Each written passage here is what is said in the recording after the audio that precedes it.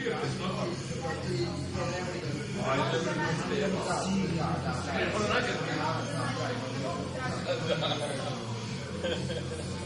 što tamo.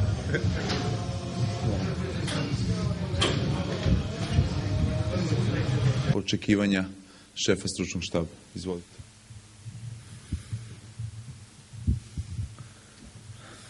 Sigurno da se radi o jednoj utakmici koja je jedna od težih gostovanja, kako ja vidim, za nas, samim time što su ovu sezonu jako dobro i startovali i igrali jako dobro, možda evo samo protiv Brskade su izgubili 0-1, ali i tu su bili puno bolji i promašili penal, znači da se radi o jednoj sigurno dobroj ekipi koja će sigurno biti jako motivirana, koja igra na svom stadionu i sigurno želi napraviti jedan uspjeh protiv jedne Crvene Zvezde. Što se nas osobno tiče, ja mislim da posle utakmice sa Banatom sigurno da nam je u neku stranu je dobro došlo, da se stegnemo, da radimo još bolje, da budemo koncentrirani u smislu tome da na trkačkom dijelu budemo bolji i mislim da kvalitetnije odigramo sigurno utakmicu. Ja se nadam jednoj opet dobroj utakmici i nadam se da će Crvena Zvezda sigurno igrati puno bolje nego što je igrala u zadnju utakmicu i tako da ako se svi budemo dali 100%, ja mislim da onda će Crvena Zvezda napraviti jedan dobar rezultat, znači da idemo sigurno na pobjedu kao i svaku utakmicu, samim time što to jednostavno je tako, jer to Crvena Zvezda mora i uvijek i ja vjerujem da imamo ekipu za to. Makar smo odigrali jednu utakmicu onako kako smo odigrali protiv Banata. Znači, imam nekih problema što se tiče povreda, ima 3 igrača koja još uvijek ne znamo da li će biti spremni za tu utakmicu, ali imamo još 2 dana pa ćemo vidjeti.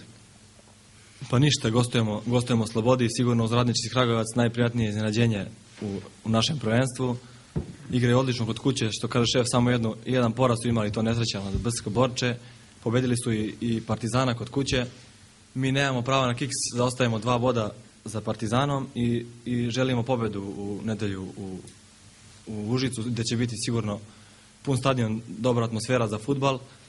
Mi posle ove loše partije u sredu, znači teško da može da nam se ponovi da odigramo 2 puta tako loše i mislim da ćemo odigrati dobro u Užicu i savladati ekipu Slobode. Mene nije do sad nijedna ekipa oplašila ovdje u Srbiji, nego mene samo plaši moji da budu onaki kakvi ja hoću i kako oni u biti mogu. Znači da budu blizu igrača, da budu motivirani, da budu trkački spremni, da odigraju onako kako mi znamo, jer mi znamo da smo u jednom periodu i ovog prvenstva i prošle prvenstva igrali jako dobro i vjerujem da uvijek imamo manje više na svakoj utakmici dominaciju, nego samo je to kod njih, znači da oni prevagnu to da mogu i da žele. A ja vjerujem da je sada poslije Banata sigurno nam je dobro došla da se ipak malo vidimo di smo i da moramo svaku utakmicu ući 100% da bi dobro.